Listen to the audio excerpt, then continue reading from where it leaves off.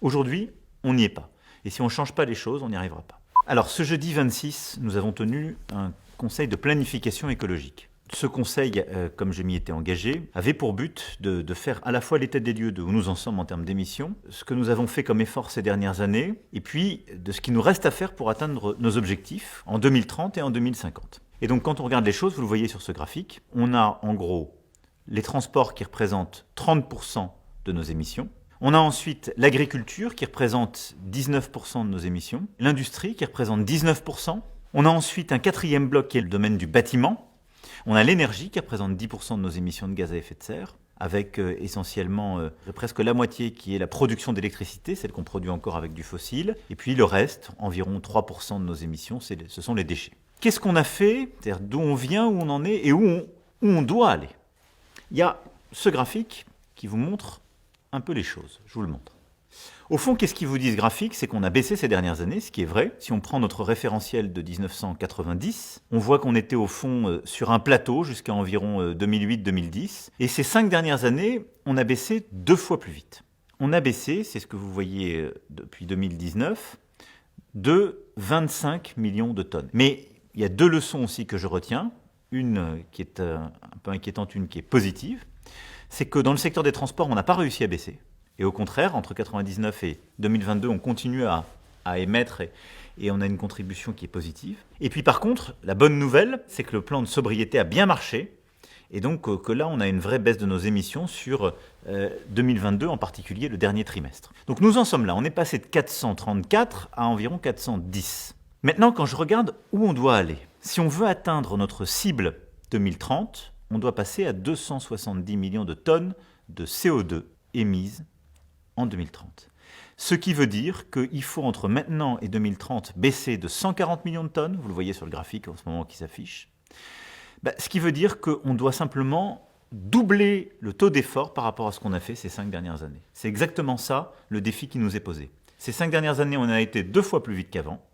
Et bien sur les 8 années qui viennent, il faudra aller encore 2 fois plus vite en taux d'effort. Alors ça, on l'a ensuite, avec les ministres, décliné par catégorie. Première catégorie sur les transports. D'abord, la chose la plus efficace, c'est d'agir sur les véhicules particuliers. Ce qu'on a commencé à faire.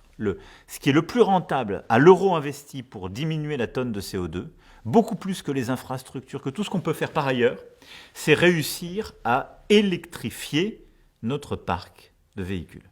Et ça, toutes les études nous le montrent et l'ont confirmé. Et donc, la stratégie qu'on a poursuivie, c'est la bonne. C'est-à-dire réussir à accompagner les Françaises et les Français pour changer de véhicule et aller vers des véhicules électriques, ce qu'on fait avec la prime à la conversion et le bonus écologique, et puis produire des véhicules sur notre sol en totalité pour aussi que ce soit plus écologique en production, sachant que nous, on a un bon mix électrique pour les alimenter. Et donc là, j'ai demandé au ministre pour cet été qu'on intensifie ce pilier de notre action. Ça, c'est la priorité, c'est le plus efficace. La deuxième chose ensuite, c'est de financer des solutions pour se déplacer et des infrastructures nouvelles pour permettre partout, justement, au fond, passer au transport collectif dès qu'on le peut. C'est nos fameux RER métropolitains. C'est tout ce qu'on peut faire pour régénérer certaines petites lignes ou trains de nuit.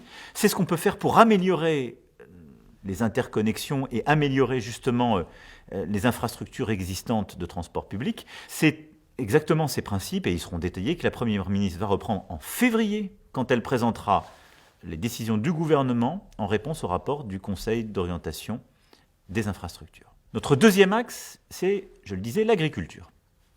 L'agriculture, je vais être simple, on doit aller beaucoup plus loin, beaucoup plus fort pour réduire nos émissions et nos intrants. Et donc là, j'ai demandé au ministre un plan.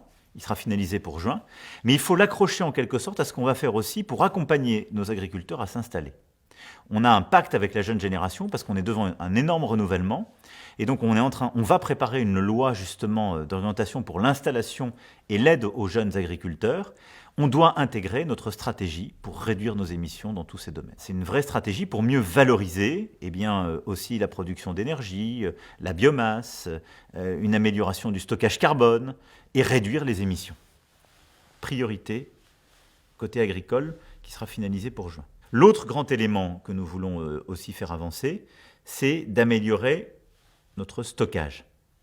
Et là, c'est un sujet agriculture-forêt, Mais très clairement, nos puits de carbone ne sont pas au rendez-vous. On a des résultats moins bons qu'attendus, ce qui pour notre stratégie est clé. Et donc, on va devoir intensifier ce qu'on fera sur mars-avril. Je leur ai donné jusque-là pour finaliser la stratégie. Avoir une stratégie justement forestière, replanter 1 milliard d'arbres. On le fera. Troisième axe, je le disais, c'est tout le secteur du bâtiment. Alors là, le bâtiment, on a commencé et on a déjà des résultats avec la rénovation de nos bâtiments. MaPrimeRénov', tout ce qu'on va améliorer, l'accompagnement, je vous en ai déjà parlé. Il va y avoir une concertation qui commence là aussi en février. On va finaliser les choses dans ce semestre. On doit accélérer cette stratégie de rénovation. Mais au fond, on voit bien que si on regarde notre objectif pour tous nos bâtiments, la moitié de nos bâtiments, c'est ou des bâtiments de l'État, des collectivités locales ou d'autres grands acteurs publics, ou ce sont des logements qui sont dans la main des bailleurs sociaux, du monde du logement social, et de grands privés collectifs. Et donc, au fond, sur ces grands acteurs, on doit trouver une manière d'organiser l'effort un peu plus innovante. Alors, on est en train de bouger, il y a des lois qui sont en train de passer, mais il faut là aussi qu'on intensifie. C'est un sujet sur lequel les objectifs que nous nous sommes donnés sont très ambitieux, et on doit trouver les bons mécanismes pour accompagner, parce qu'on ne laissera personne sur le bord de la route ni sans solution. Et c'est exactement un des secteurs là aussi, où la transition écologique doit être une transition sociale. Sur l'industrie, les fameux 19%. Là, on a lancé ensemble, il y a quelques semaines, vous vous rappelez, sur les 50 sites les plus polluants de France, une stratégie de décarbonation. J'ai donné rendez-vous, c'était en novembre dernier, j'ai donné rendez-vous 6 mois plus tard. Donc fin mai, on aura un point d'étape. On a en quelque sorte déjà des solutions identifiées sur la moitié de l'effort qu'il faut faire. Mon objectif, c'est en mai, trouver l'autre moitié.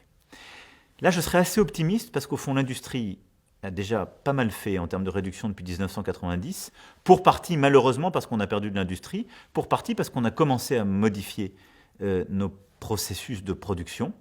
Mais surtout, on a bien identifié les pistes, on sait où mettre les financements, maintenant c'est de l'exécution. Ensuite, on a le bloc énergie. Là, maintenant, c'est de la mise en œuvre entre maintenant et 2030, plus de renouvelables. Deuxième point, on va pérenniser un plan de sobriété. J'ai demandé qu'on ait là pour février-mars un nouveau plan de sobriété au-delà de la crise, parce que c'est là où on fait aussi de l'économie d'énergie. Et puis on va passer aussi des textes pour produire plus de nucléaire, et peut-être essayer de le produire plus vite, parce que c'est clé pour notre stratégie. Sur l'énergie, je vous ai déjà expliqué les grands principes, les grands thèmes, mise en œuvre là aussi, qu'on finalise d'ici au printemps. Du coup, qu'est-ce qu'on va faire maintenant?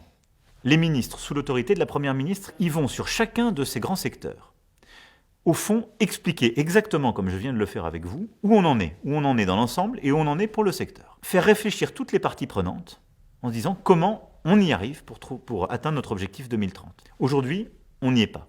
Et si on ne change pas les choses, on n'y arrivera pas. Ensuite, sur la base de cette concertation, ils vont faire remonter des propositions dans les prochaines semaines autour de la Première ministre.